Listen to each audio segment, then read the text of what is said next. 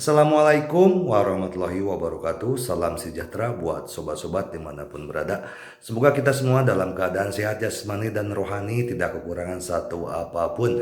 Amin ya robbal alamin. Bab 321 sampai 325. Murong Kingge dibawa pergi dari lobi Great Wall Club oleh pelayan. Setelah dia pergi, olah menjadi kacau balau. Semua orang bertanya siapa wanita tingkat peri yang tiba-tiba muncul. Kebanyakan orang yang bisa datang ke sini adalah tokoh terkemuka di Kyoto, dan mereka semua ingin melihat apakah ada kesempatan untuk berhubungan. Namun, beberapa orang menduga itu adalah Murong Kingge. Pasalnya, pengangkatan 10 tahun itu tersebar luas di kalangan kelas atas di Kyoto. Setelah mengetahui identitas orang tersebut, tidak ada yang berani membicarakannya. Ini adalah sosok yang bersaing untuk pewaris keluarga kaya Zhao dan keluarga Zuge. Itu bukanlah sesuatu yang bisa diintip oleh udang kecil seperti mereka. Juga menghela nafas pada saat bersamaan, ia layak menjadi wanita yang mampu menimbulkan persaingan memperebutkan dua keluarga kaya raya. Begitu dia berdiri di sana, dia langsung membunuh semua wanita di aula.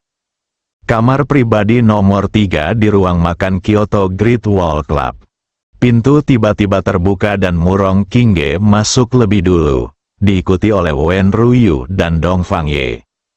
Dalam sekejap, semua orang di ruang pribadi merasa jantung mereka berhenti berdetak sesaat, dan mereka semua memandang Murong Kingge dengan tergila-gila. Pertama kali saya bertemu Murong Kingge, semua orang memikirkan pertanyaan yang sama. Bagaimana mungkin ada wanita seperti itu di dunia ini? Bahkan Zhao Xidao merasakan matanya bersinar. Murong Kingge bahkan lebih menakjubkan daripada 10 tahun yang lalu. Sedikit kemudaan telah memudar, dan rasa kedewasaan telah ditambahkan. Temperamen peri bahkan lebih kuat. Murong Kingge sekarang terasa seperti kombinasi kontradiksi.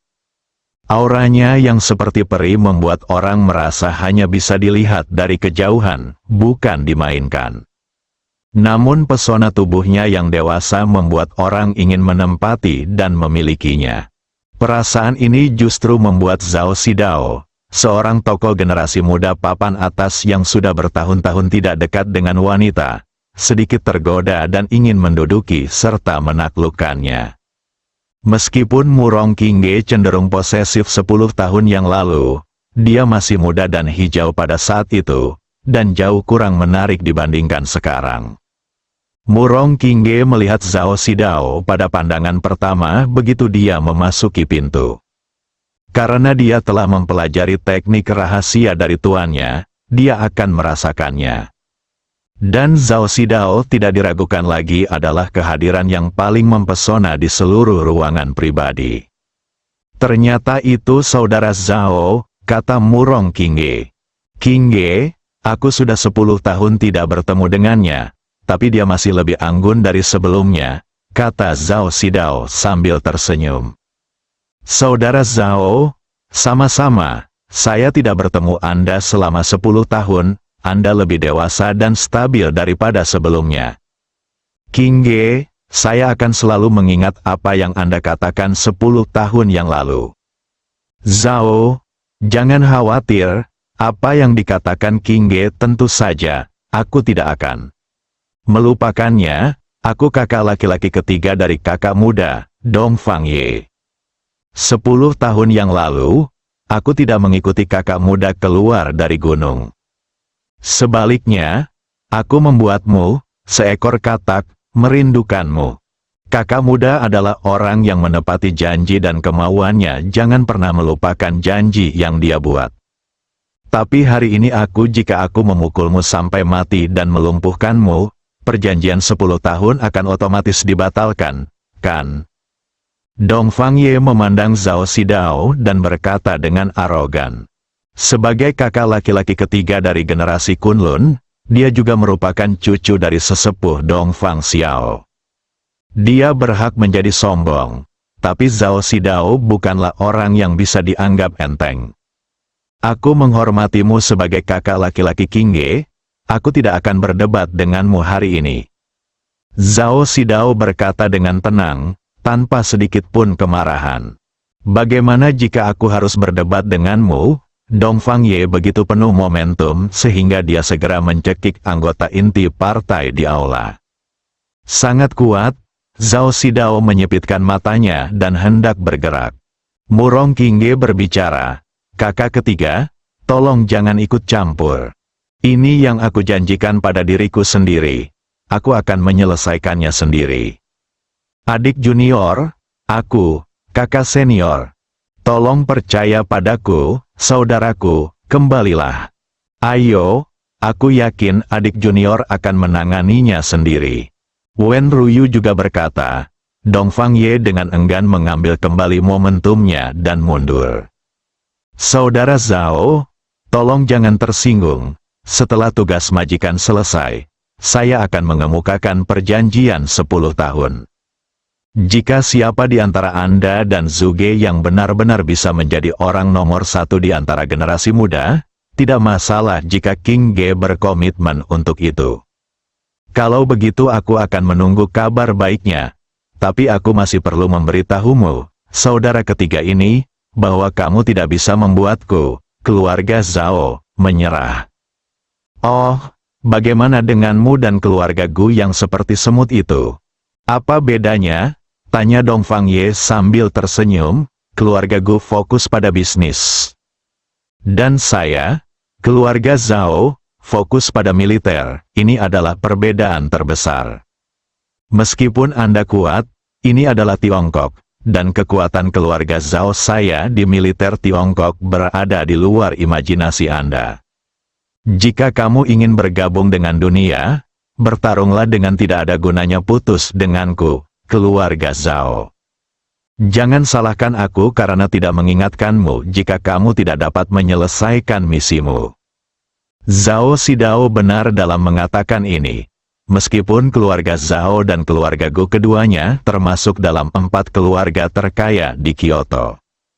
Namun kedua perusahaan terlibat dalam arah yang berbeda. Keluarga Gu tidak ada duanya dalam dunia bisnis. Keluarga Zhao memiliki kekuatan besar di militer. Kunlun bisa mengabaikan keluarga Gu, tapi tidak bisa mengabaikan keluarga Zhao. Kamu berani mengancam kami? Aku hanya menyatakan fakta. Kamu, kakak ketiga, tolong utamakan situasi keseluruhan. Pernyataan Xidao. Saat ini, mereka juga menganalisis kekuatan utama di Kyoto dan bahkan Tiongkok. Kekuatan keluarga Zhao di Departemen Militer tidak bisa dianggap remeh. Keluarga Zuge juga memiliki pengaruh besar dalam politik. Ada juga banyak kekuatan yang saling terkait. Bahkan keluarga Gu bukanlah sesuatu yang bisa mereka hancurkan jika mereka mau. Saat mereka keluar kali ini, pemimpin Yang Chenxi menjelaskan dua situasi. Yang pertama adalah berhasil bertemu Song Siming, menyerahkan surat kepadanya, lalu mengikuti semua peraturan dan ketentuan Tiongkok dan tidak melanggarnya. Kedua, Song Siming tidak bisa terlihat. Dalam hal ini seseorang harus segera dipulangkan untuk melapor kepada guru agar guru dapat melakukan segala persiapan. Karena menurut spekulasi Yang Chenxi, Song Siming sudah mendekati ajalnya, namun tidak ada yang mutlak di dunia ini. Mungkin juga ada variabel di sini, jadi dia perlu mengirim seseorang untuk mengonfirmasi. Situasi saat ini adalah Murong Qingge dan yang lainnya tidak hanya bertemu Song Siming, tetapi menurut persepsi Murong Qingge, Song Siming dalam kondisi baik, dan tidak ada perasaan seorang pahlawan mendekati akhir hidupnya. Mereka harus bertindak sesuai dengan semua aturan Tiongkok. Sederhananya, dengan Song Siming di sini, semua sekte dan keluarga tersembunyi, termasuk Kunlun, tidak akan berani menimbulkan masalah di Tiongkok. Dan semua keluarga besar mengira Song Siming akan segera mati, dan semua keluarga Gu tidak mau menyinggung perasaan Kunlun. Jangan sampai mereka menjadi sasaran Kunlun ketika Tiongkok sedang dalam kekacauan. Kedua belah pihak memiliki pemahaman masing-masing, dan tidak ada yang mau berkonflik, membentuk keseimbangan saat ini. Jika keluarga Gu mengetahui bahwa Song Siming kini telah kembali ke kondisi puncaknya dan dapat mempertahankannya selama hampir 10 tahun, mereka tidak akan takut pada Kunlun. Tentu saja, premisnya adalah mereka dapat menemukan cara untuk melawan Kunlun dalam waktu 10 tahun. Jika tidak, 10 tahun kemudian, saat Song Siming meninggal, mereka masih dalam bahaya. Dongfang Ye tidak melanjutkan berbicara. Jika masuknya Kunlun ke dunia ini benar-benar tertunda, meskipun ia adalah cucu dari sesepuh agung Kunlun, ia tidak akan bisa menjelaskannya dengan mudah. Murong Junji, apakah kamu lupa dengan apa yang aku katakan? Bangunlah, dan ikuti aku. Kakak, Murong Junji ingin mengatakan sesuatu. Akibatnya, Murong Qingge menatapnya dan dia segera menutup mulutnya. Untuk saudari ini, dia masih tidak bisa menolak. Murong Junji berdiri dan berjalan di belakang Murong Qingge. Junji, apa gunanya bersama teman-teman babi ini? Tidak ada yang bisa membantumu jika terjadi sesuatu. Saat Kunlun datang ke dunia, kamu akan bergabung denganku dan menjadi muridku. Kamu akan memiliki 3 kakak laki-laki untuk melindungimu. Tidak ada seorang pun berani menindasmu. Dongfang Ye menepuk bahu Murong Junji dan berkata, "Terima kasih, kakak ketiga," teriak Murong Junji dengan gembira. Dia tentu saja ingin bergabung dengan Kunlun. Kami belum bergabung dengan WTO, jadi keluarga Gu tidak berani macam-macam dengan mereka. Apa yang akan terjadi jika kami bergabung dengan WTO? Para eksekutif inti dari Partai Pengkhianatan di aula memandang Dongfang Ye dengan marah. Dongfang Ye sebenarnya berani membandingkannya dengan babi dan anjing. Tapi lihatlah, tapi tidak mungkin, seseorang yang bahkan tidak bisa menahan lidahnya. Apa yang bisa mereka lakukan? Saudara Zhao, Qingge pergi duluan, saya harap Anda bisa memberi saya kejutan setelah 10 tahun setuju.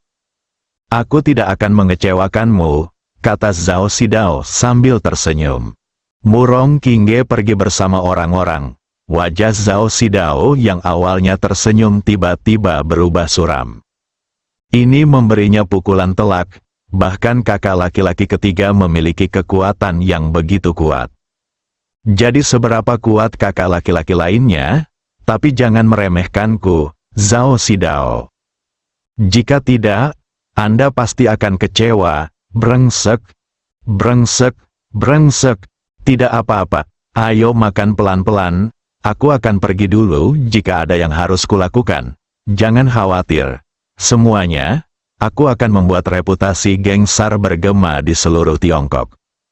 Selamat, semua orang berteriak serempak. Zhao Xidao juga meninggalkan kamar pribadi dengan wajah muram. Kamar pribadi nomor 130 di ruang makan Great Wall Club. Seluruh ruangan pribadi menjadi sedikit sunyi karena Lindong mengatakan bahwa Ibu Yunxi meminta mereka untuk menikah segera setelah mereka lulus. Lily bereaksi lebih dulu, memecah keheningan dan berkata, "Semuanya lapar, ayo cepat pesan." Lalu dia mengeluarkan menu dan menyerahkannya kepada orang di sebelahnya. Dan setelah memesan, memberikannya ke orang berikutnya. Lily berdiri dan menekan bel di dinding untuk memanggil pelayan. Menu tersebut diberikan kepada Lindong dan Yunxi. Dia secara acak memesan satu dan memberikannya kepada orang-orang di sebelahnya. Setelah satu putaran, menu kembali ke tangan Lily. Pelayannya belum datang, jadi Lily melihat menunya dengan cermat. Saya anak yang baik, di mana makanannya di sini? Ini sama saja dengan membunuh babi. Lupakan tentang Lafayette, XO, dan Remy Martin. Beraninya Anda memesan sebotol Romani Conti senilai lebih dari $1 juta. Dan 1 poin adalah 5 botol. Yang lainnya setidaknya 5 botol. Hidangannya juga merupakan hidangan khas termahal di sini. Makanan ini langsung melonjak hingga puluhan juta. Bahkan orang-orang ini tidak pernah mengkonsumsi sebanyak ini. Dialah yang membuat makan malam ini terjadi. Lalu bagaimana aku akan menjelaskannya pada Yunsi? Bolehkah minum anggur sebanyak itu? Menurutku lebih baik memesan lebih sedikit, kata Lily ragu-ragu. Tidak apa-apa, aku tidak bisa minum sekarang. Kamu bisa terus minum sambil menyanyikan kan nanti, iya. Nanti jangan pesan lagi, cukup merepotkan. Sebelum Lee selesai berbicara, pintu kamar pribadi dibuka. Pelayan masuk dan bertanya dengan sopan, layanan apa yang Anda butuhkan? Seorang pria yang berjarak 2 orang dari Lily berdiri dan segera mengambil menu dari tangan Lily dan menyerahkannya kepada pelayan. Kami sudah memesan hidangannya, ayo cepat sajikan. Oke, mohon tunggu sebentar, kata pelayan dan keluar dengan menunya. Lily menyesalinya sekarang. Orang-orang ini secara terbuka mempermalukan Yunsi dan yang lainnya. Dia sebenarnya tidak menghubungi begitu banyak orang kemarin. Tetapi begitu dia mengatakannya, semua orang menyebarkan beritanya, dan dia tidak dapat menahannya. Beberapa orang tertunda karena sesuatu dan datang di malam hari. Itu bagus sekarang, setelah makan ini, ditambah bernyanyi karaoke di malam hari, jika ada 10 orang lagi yang datang, mereka tidak akan mampu membeli 20 juta. Tidak ada uang siapapun yang diambil. Selain itu, lingkaran mereka hanya bisa dianggap sebagai aliran sungai, yang jauh lebih buruk daripada lingkaran teratas di Kyoto. Habiskan 20 juta sekaligus, Yunsi tidak mampu membeli uang sebanyak itu. Jika kamu bertanya pasti pada Bibi Guan, kamu akan dimarahi lagi. Dan sulit untuk mengatakan apakah kita bisa mendapatkan sebanyak itu. Dia hanya memiliki dana 2 hingga 2 juta, yang dia tabung dengan tidak membeli barang dalam jumlah besar akhir-akhir ini. Beberapa sahabat paling banyak hanya dapat mengumpulkan beberapa ribu dolar. Ada lubang yang sangat besar, hancur. Ini selesai, Lily merasa ingin menangis. Lindong, kan? Kali ini kita semua memesan lebih banyak karena beberapa teman akan datang nanti. Kamu tidak keberatan, kan? Namanya Zheng Fei, dan dia juga salah satu orang yang tertarik pada Yunsi. Latar belakang keluarga termasuk yang terbaik di lingkaran ini. Dia yang paling marah karena Yunsi tiba-tiba punya pacar. Tentu saja, dia tidak bisa menunjukkannya di depan semua orang. Itu akan sangat memalukan. Jadi dia hanya bisa menggunakan beberapa metode secara diam-diam. Dia memesan lebih dari 1 juta botol Romani Conti di menu. Aku tidak keberatan, selama semua orang senang, Lindong berkata acuh tak acuh. Uang hanyalah angka baginya. Orang-orang ini adalah teman Yunsi dan mereka tidak boleh mempermalukan Yunsi. Meskipun dia tahu bahwa ada 2 atau 3 pria di sini yang sedang tidak dalam suasana hati yang baik, mereka pastilah pelamar Yunsi, dan mereka pasti akan kejam. Tapi apakah dia akan peduli? Hal-hal yang bisa diselesaikan dengan uang bukanlah masalah besar. Selain itu, berapa banyak yang bisa kamu makan?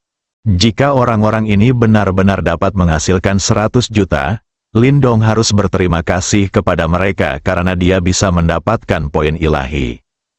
Kamu tidak akan membiarkan Yunsi melunasi tagihannya pada akhirnya, kan? Zheng Fei bertanya.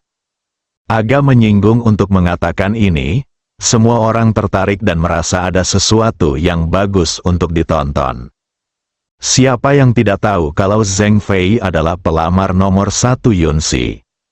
Tapi Yunsi tidak pernah tertarik padanya.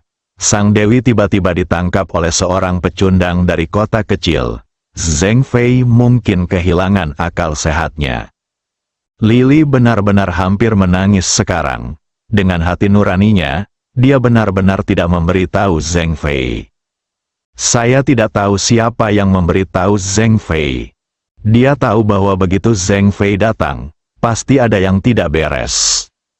Benar saja, kamu pikir aku tidak mampu membelinya? Lindong bertanya sambil setengah tersenyum. Tentu saja tidak.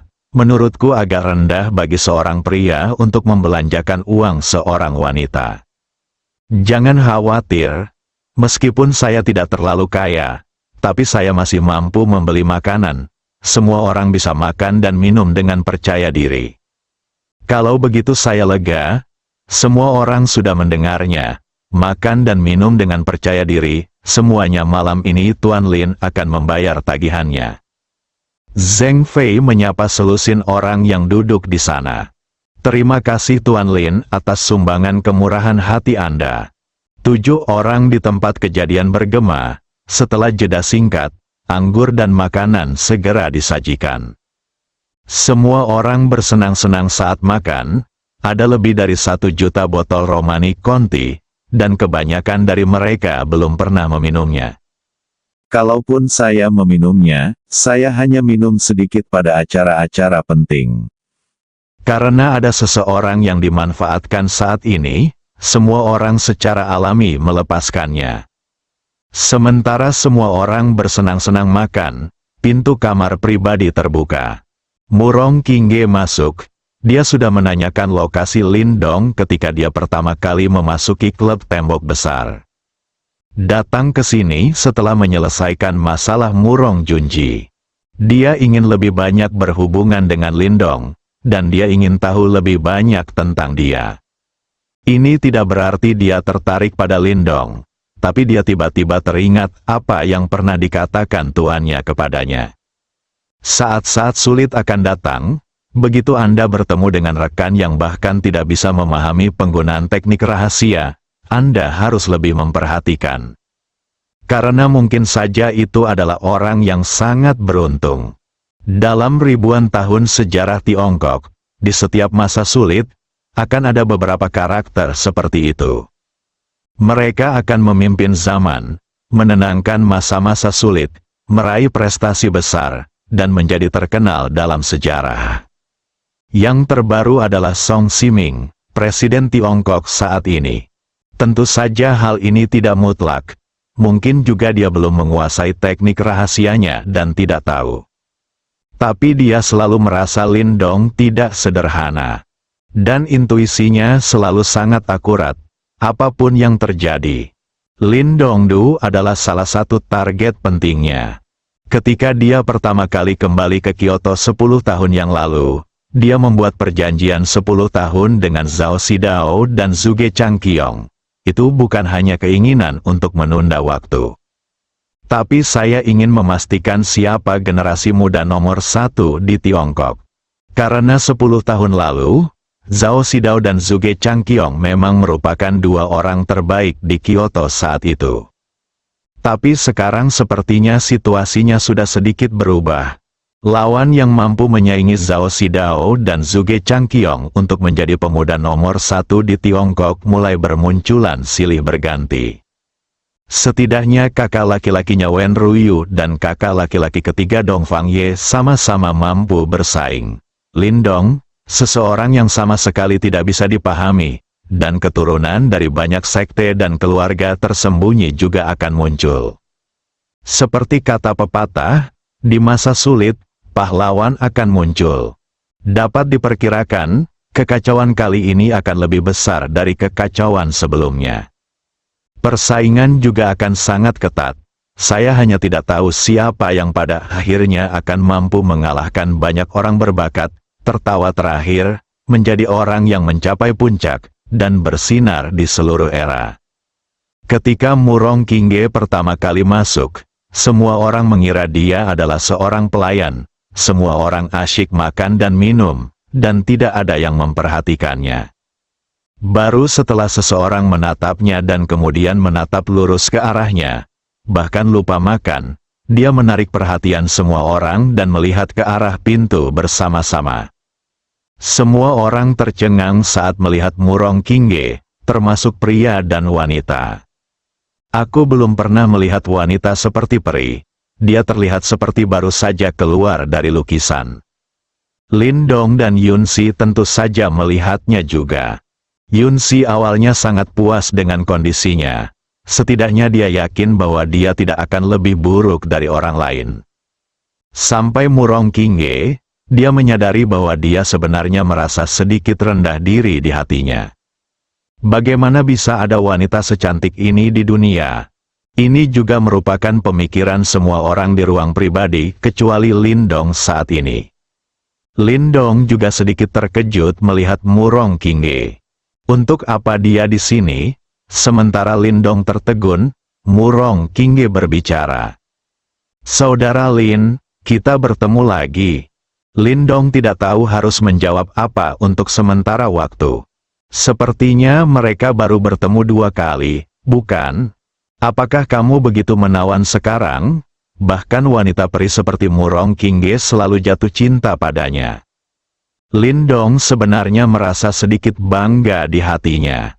Tapi dia langsung sadar kembali. Sekarang dia menikah dengan Yunxi. Zhao Xuan sudah cukup membuatnya pusing. Dan dia tidak tahu bagaimana menghadapinya. Tetapi dia tidak bisa membiarkan situasi lain muncul. Ada apa dengan Nona Murong? Tanya Lindong. Kali ini giliran Murong Qingge yang tercengang saat ditanya.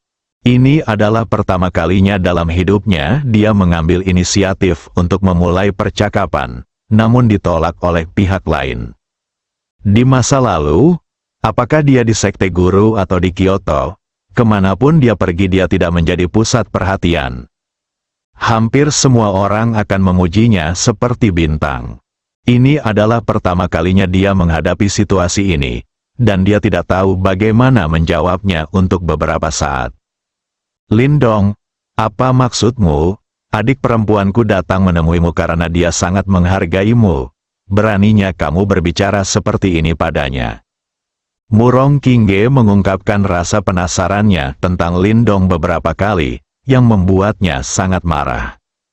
Karena ini pertama kalinya seorang adik perempuan menunjukkan ketertarikan pada pria seumuran, dan dia tidak pernah menerima perlakuan seperti itu. Lalu bagaimana jika identitas Lindong misterius dan latar belakangnya kuat? Kunlun tidak lebih buruk dari kekuatan lainnya.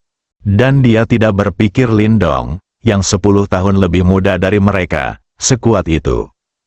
Latar belakang hanyalah kekuatan eksternal. Masa-masa sulit akan datang, dan pada akhirnya Anda harus mengandalkan kekuatan Anda sendiri. Lalu apa yang harus aku katakan? Bagaimana kalau kamu mengajariku? Sepertinya kita sangat akrab satu sama lain. Jika tidak ada yang harus dilakukan, silakan keluar, kita sedang makan. Lindong berkata tanpa berkata-kata. Apakah semua murid sekte tersembunyi ini begitu sombong? Dia menerobos masuk tanpa izin siapapun dan ingin menanyainya. Cari, kakak ketiga, Murong Qingge mulai menghentikannya. Lindong, aku memang ada hubungannya denganmu, tapi ada beberapa hal yang tidak nyaman untuk dikatakan di sini. Bisakah kamu meninggalkan informasi kontakmu? Dia ingin mengundang Lindong untuk berpartisipasi dalam penunjukan 10 tahun. Kami juga bersiap untuk memperluas pengaruh kami dan mengubah perjanjian 10 tahun mendatang ini menjadi panggung bagi generasi muda untuk bersaing demi supremasi. Lindong memandang Murong Qingge seolah-olah dia tidak selingkuh, dan dia seharusnya benar-benar ada hubungannya dengan dia. Yunxi, tukar informasi kontak dengan Nona Murong ini. Setelah Lindong selesai berbicara, dia kemudian berkata kepada Murong Qingge, jika kamu ingin menemukanku di masa depan, hubungi saja pacarku secara langsung. Berjalan ke arah Yunxi, dia mengulurkan tangan kanannya yang cantik dan ramping dan berkata dengan murah hati, halo, namaku Murong Qingge. Yunxi tidak punya pilihan selain berdiri, mengulurkan tangannya untuk menjabat tangan Murong Qingge dan berkata, halo, nama saya Yunxi. Murong Qingge membawa orang-orang itu pergi. Tujuannya datang ke sini telah tercapai. Alasan mengapa Lindong meminta Yunxi dan Murong Qingge untuk bertukar informasi kontak adalah karena dia menyadari bahwa Yunxi jelas-jelas gugup ketika dia mendengar bahwa Murong Qingge sedang mencarinya. Dia mungkin merasakan ancaman besar dari Murong Qingge. Tidak sulit untuk memahaminya. Tidak peduli wanita mana yang menghadapi Murong Kingge, dia akan merasa agak malu. Bahkan gadis cantik seperti Yunsi yang unggul dalam segala aspek pun sama. Hanya dari segi temperamen, dia sudah kehilangan banyak hal. Jika dia meninggalkan informasi kontaknya pada Murong Kingge, perasaan krisis yang dirasakan Yunsi pasti akan menjadi semakin serius. Dia melakukan ini untuk menghilangkan kekhawatiran Yunsi. Bagaimanapun, dia hanya mengagumi Murong Kingge itu, dan tidak ingin memiliki atau menaklukkannya. Dia sudah memiliki Yunsi. Yunsi secara alami tahu apa maksud Lindong, yang membuat hatinya semakin manis. Di masa lalu, Guan Meiling mengatakan dia takut Lindong tidak akan mampu menahan godaan di luar. Tapi dia tidak mempercayainya. Tapi saat dia melihat Murong Kingge, dia tiba-tiba mempercayainya. Dia sedikit khawatir Lindong tidak bisa menahan godaan dari Murong Kingge. Wanita ini sangat menarik. Bahkan dia, seorang wanita, berpikir begitu. Tidak ada seorang pun di sini yang bodoh. Setelah kejadian tadi, tidak ada lagi yang berani menganggap Lindong sebagai orang biasa. Mereka adalah orang-orang tingkat rendah yang tidak bisa mengenal Murong Kingge, tetapi hanya dari temperamen mereka, mereka tahu bahwa orang-orang yang baru masuk ini bukanlah orang-orang sederhana. Lindong bisa mengatasinya dan mengambil inisiatif. Awalnya, semua orang mengobrol dan tertawa, makan dan minum, berpikir bahwa mereka akan menangkap seseorang yang dimanfaatkan hari ini. Setelah kejadian Murong Kingge, semua orang terdiam. Dan saya tidak berani membuka wine lagi, saya hanya meminum yang sudah jadi. Setelah selesai makan, tidak ada yang berkata apa-apa, dan kegembiraan tadi benar-benar hilang. Usai makan, Lili memanggil pelayan. Ada yang bisa saya bantu? Tanya pelayan itu dengan hormat. Dia telah menjadi pelayan di sini selama beberapa tahun. Ini pertama kalinya saya melihat seseorang menghabiskan puluhan juta untuk makanan seperti ini. Bukan berarti tidak ada orang kaya seperti ini, tapi orang seperti ini pasti akan pergi ke private room di depan untuk makan. Tidak ada orang kaya di kamar pribadi mereka yang berjumlah lebih dari 100 kamar. Dia sangat bersemangat ketika mendapatkan menunya. Komisinya dari makanan ini saja sudah lebih dari 100.000 yuan. Kami belum pernah membuka minuman ini. Bisakah kami mengembalikannya? Zheng Fei bertanya dengan sedikit malu. Ia pun merasa wajahnya kusam saat harus mengembalikan makanan setelah makan di tempat seperti ini. Tapi apa yang bisa dilakukan? Dia tidak bodoh. Lindong jelas tidak bisa tersinggung. Dia tidak bisa membayar tagihannya. Dan dia tidak bisa mendapatkan begitu banyak uang sekaligus. Maaf Pak, kami tidak bisa mengembalikannya ke sini. Tapi Anda bisa menyimpannya di sini jika belum habis. Jadi Anda tidak perlu memesannya lain kali Anda datang. Oke, sudah kubilang aku akan mentraktirmu. Jadi jangan khawatir. Bayar saja tagihannya, kata Lindong. Oke, Tuan. Silakan ikut dengan saya. Pelayan memimpin jalan. Lindong dan Yunsi mengikuti di belakang. Kemudian datanglah Lili dan kelompoknya. Lindong dan yang lainnya dibawa ke meja depan. Tolong lunasi tagihan kamar pribadi nomor 130 di ruang makan. Oke, mohon tunggu sebentar. Staf kasir memeriksa dan kemudian berkata, "Halo, Pak, pembelian Anda dikecualikan hari ini." Tidak hanya Lindong dan Yunsi yang tercengang. Bahkan Lili dan orang lain di belakangnya sedikit bingung. Itu lebih dari 10 juta. Katakan saja gratis dan berikan gratis. Lindong mengira Murong Kingge lah yang melunasi tagihannya, karena dia bertemu Murong Kingge ketika dia datang untuk makan malam hari ini. Tapi kalau dipikir-pikir, rasanya salah. Jika itu adalah Murong Kingge, dia pasti tidak akan mengatakan bahwa tagihan tersebut dihapuskan, tetapi tagihan tersebut telah diselesaikan oleh orang lain. Pesanan gratis hanya bisa diputuskan oleh bos di sini. Siapa yang memberiku pesanan gratis? Tanya Lindong. Bos besar kita, kata kasir. Siapa bos besarmu? Lindong bertanya lagi. Tuan, jangan bertanya apapun, karena Anda tidak dipungut biaya, Anda boleh pergi.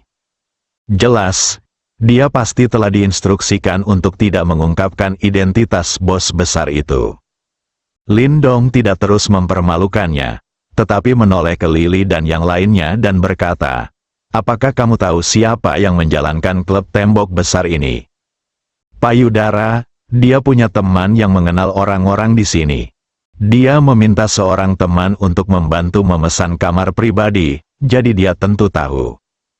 Bajingan itu, Zhao Xidao, Lindong berkata pada dirinya sendiri. Meskipun Lindong berbicara dengan lembut, semua orang yang hadir mendengarnya. Lily dan yang lainnya berkeringat di dahi mereka. Lindong sebenarnya berani memanggil nama istrinya. Entah mereka tidak tahu apa-apa tentang reputasi perempuan jalang itu, atau mereka berada pada level yang sama. Bahkan jika tidak, status mereka pasti tidak jauh lebih rendah. Terlebih lagi, wanita jalang itu secara pribadi memerintahkan Lindong untuk dibebaskan dari tagihan. Perlakuan macam apa ini? Untuk sesaat, mereka merasa hati mereka tidak tahan. Beberapa orang yang sengaja memesan minuman untuk mempermalukan Lindong mulai merasa otaknya kekurangan oksigen dan pusing. Level mereka terlalu jauh dari Zhao Xidao. Sekarang dia benar-benar menyinggung seseorang yang levelnya sama dengan Zhao Xidao. Jika Lindong ingin mempedulikannya, semuanya bersama-sama tidak cukup bagi Lindong untuk bernapas. Lindong juga sedikit bingung saat ini. Meskipun dia mengenal Zhao Xidao, keduanya belum pernah bertemu. Mengapa Zhao Xidao membantunya menghapuskan tagihan tersebut? Lagi pula, mereka punya dendam, dan dua raja pengkhianat sudah mati di tangannya. Ini tidak masuk akal. Di mana Zhao Xidao? Lindong bertanya pada kasir. Ah, di mana bos besarmu? Lindong bertanya menggunakan gelar lain. Bos besar sudah pergi, jawab kasir. Kalau begitu bayarlah sebanyak yang harus kamu bayar. Bayar tagihannya untukku, aku tidak perlu mengesampingkan tagihannya. Tuan, tolong jangan mempermalukan kami tidak berani menentang perintah bos besar. Kasir tampak sedikit sedih. Gadis kecil, Lindong terdiam. Apa-apaan ini?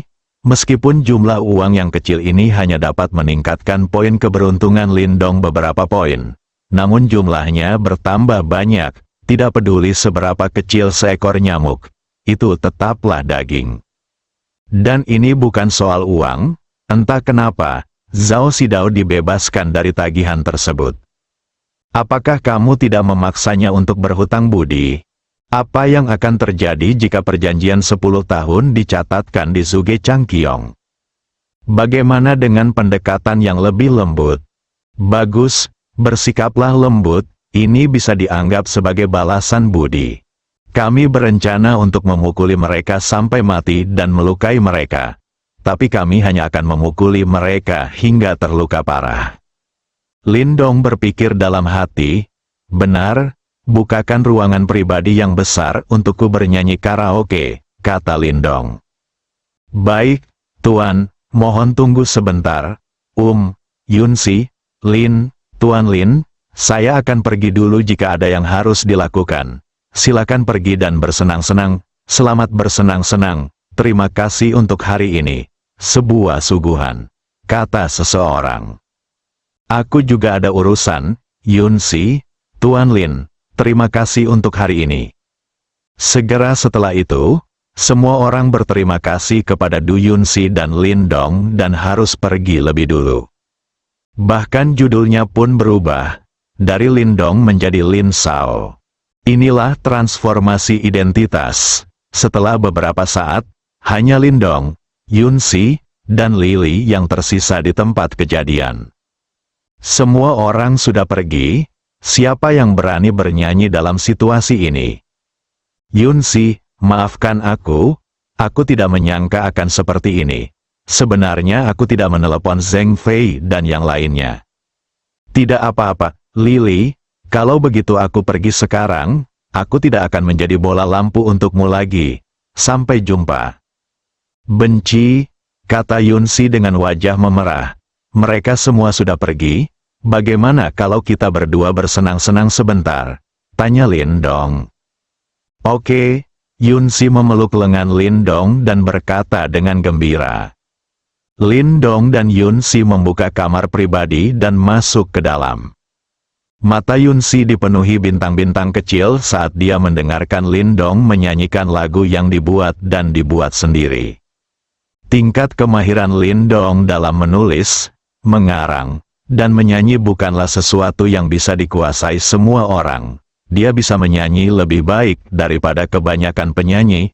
Yunsi secara alami ditaklukkan dan tunduk. Sudah lama mengenal Lindong, Yunsi masih belum tahu kalau Lindong begitu berbakat. Ini pertama kalinya dia mendengar Lindong bernyanyi. Nyanyiannya sangat bagus sehingga tanpa disadari dia menjadi kecanduan. Saat ini, Zhao Xidao telah tiba di rumah. Dia keluar dari kamar pribadi dan menemukan bahwa Murong Qingge dan yang lainnya tidak pergi, tetapi pergi ke kamar pribadi nomor 130. Hal ini membuatnya sangat penasaran. Murong Qingge baru saja kembali dari Kunlun selama beberapa hari. Siapa yang bisa membiarkan dia pergi ke sana untuk menyapa secara langsung?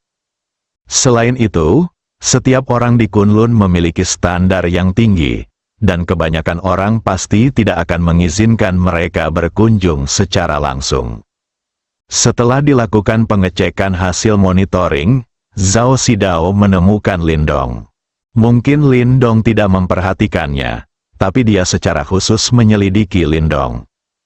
Gara-gara Lindong, subpartai tersebut kehilangan dua raja besarnya.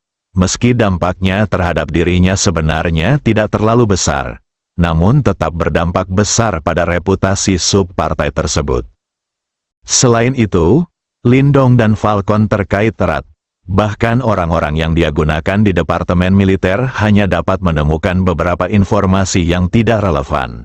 Konten inti tidak ditemukan sama sekali. Informasi Lindong telah terdaftar sebagai nilai tertinggi. Ini agak menakutkan. Zhao Xidao tidak berani melanjutkan penyelidikan. Jika tidak maka akan menarik perhatian Lindong. Sekarang adalah masa kritisnya. Dan membangun musuh yang kuat dan tidak dikenal tidak akan ada gunanya baginya.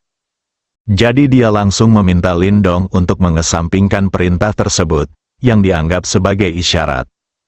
Meskipun Anda tidak bisa menjadi teman, cobalah untuk tidak menjadi musuh selama masa kritis ini. Kita akan membicarakan masa depan nanti.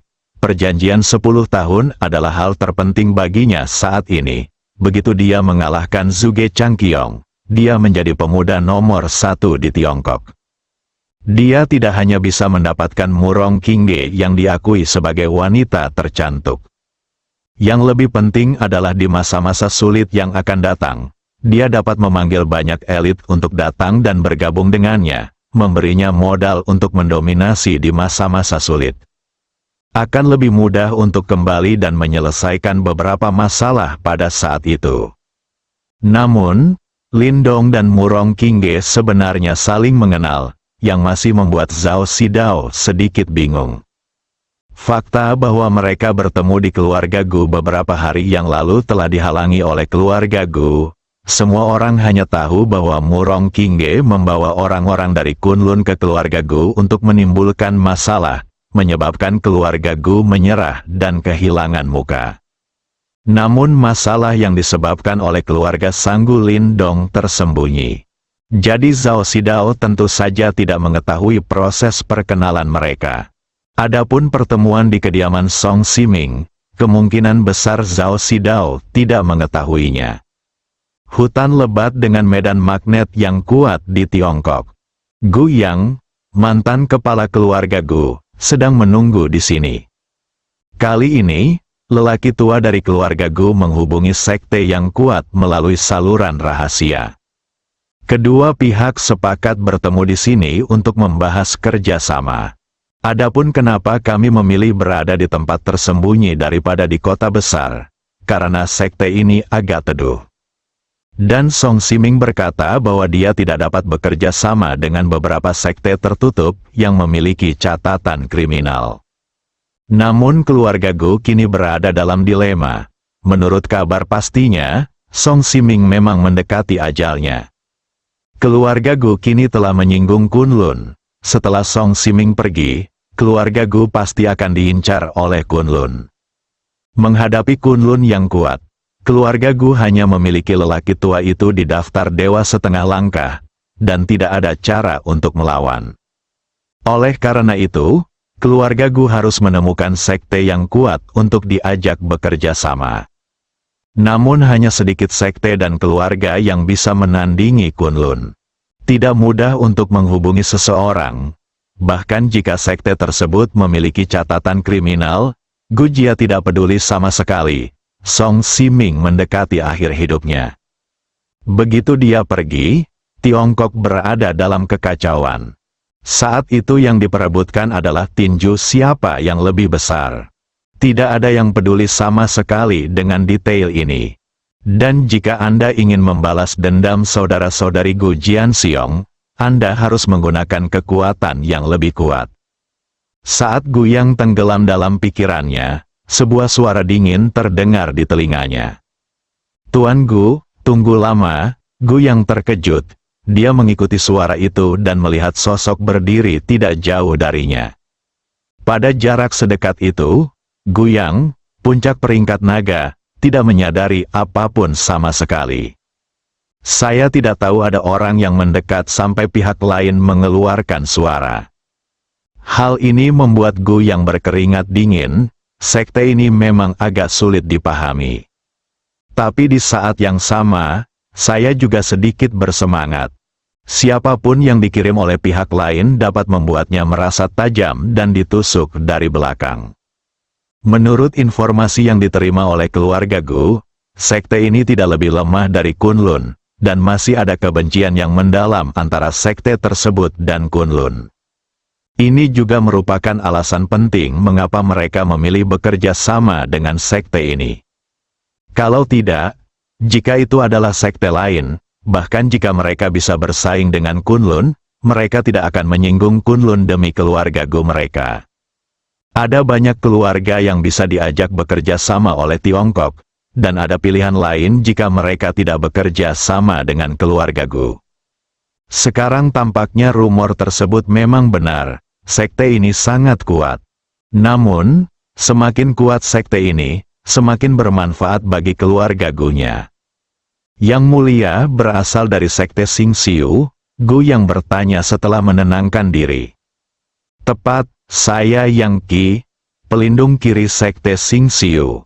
Ternyata itu pelindung Yang, saya Gu Yang dari keluarga Gu di Kyoto. Gu Yang memperkenalkan dirinya. Mengapa keluarga Gu memilih untuk bekerja sama dengan sekte Xingxiu kami? Anda tahu bahwa sekte Xingxiu kami terdaftar di Tiongkok. Jadi keluarga Gu Anda tidak takut terbakar? Yang Qi bertanya. Ini juga merupakan keraguan seluruh sekte Xingxiu. Belakangan ini, banyak sekte dan keluarga tersembunyi yang mencari pasangan agar bisa memasuki dunia dengan aman. Sekte Xingxiu miliknya tentu saja tidak terkecuali. Hanya saja mereka diam-diam mencari banyak keluarga, tetapi ketika mereka mendengar bahwa mereka berasal dari sekte Xingxiu, mereka semua langsung menolaknya. Tentu mereka juga tahu alasannya. Itu karena sekte Xingxiu telah diklasifikasikan sebagai sekte tersembunyi yang berbahaya di Tiongkok. Sedemikian rupa sehingga standar untuk menemukan pasangan terus menurun. Sejauh ini belum ada keluarga kecil yang mau bekerja sama dengan mereka. Namun tiba-tiba saya menerima kabar bahwa keluarga Gu, salah satu dari 4 keluarga terkaya di Kyoto, berinisiatif untuk menghubungi faksi Xingxiu mereka dan menyatakan kesediaan mereka untuk bekerja sama. Hal ini membuat mereka sangat bingung, dan mereka merasa bahwa ini mungkin merupakan jebakan yang sengaja dibuat oleh Tiongkok untuk mengelabui sekte Xingxiu agar membunuh mereka semua, untuk membangun prestise bagi sekte dan keluarga besar yang tersembunyi. Semua orang tahu bahwa tenggat waktu Song Siming telah tiba, dan bukan tidak mungkin untuk menggunakan sisa energinya pada akhirnya. Jadi mereka harus berhati-hati, bersambung.